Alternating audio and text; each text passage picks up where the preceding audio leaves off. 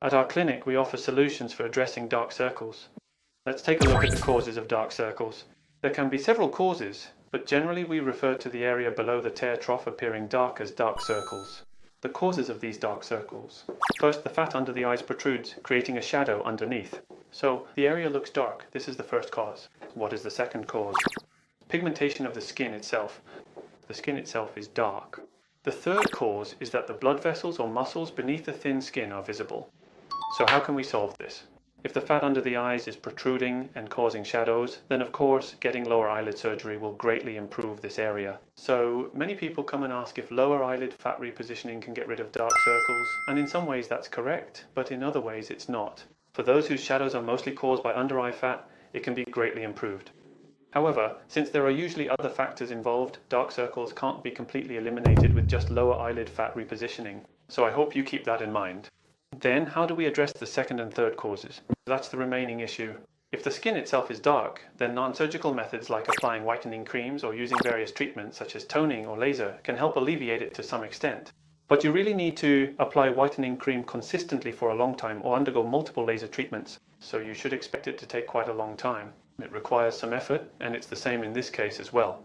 There are also treatments like vascular lasers for blood vessels. You can get these treatments, but it's not something that can be resolved in just 1 or 2 sessions either. Honestly, it requires a long period of time and multiple sessions of such procedures. That's why what we recommend is lower eyelid fat repositioning, and to address issues 2 and 3 at the same time, we suggest lower eyelid fat grafting. It does need to be done very skillfully, but if you carefully layer the fat like this, there are 2 main effects.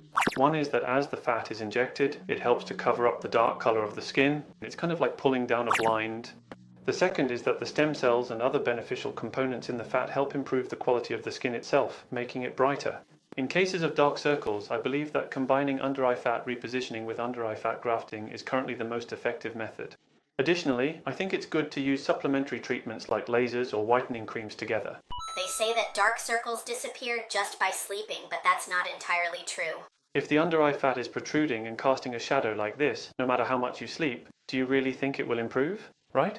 Of course, if your overall condition improves, your blood circulation will get better and pigmentation may decrease a bit, but these issues won't be fundamentally resolved.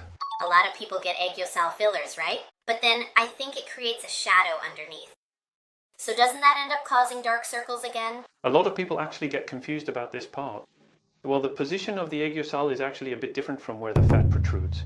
The aegyosal is attached right below the eyes like this. Then, the under eye fat is located a bit lower down here. Since the aegyosal is up here, even if you enhance this area, it doesn't really create a lot of shadow underneath. Of course, for some people, the aegyosal and the tear trough right under the eyes are almost right next to each other, though that's rare. In those cases, if you add aegyosal filler here, it can actually make it look like the under eye fat is bulging out. So you have to be very careful when doing aegyosal fillers for these people. It might be better not to do it at all, or at least be fully aware of this issue before proceeding with the procedure to achieve good results.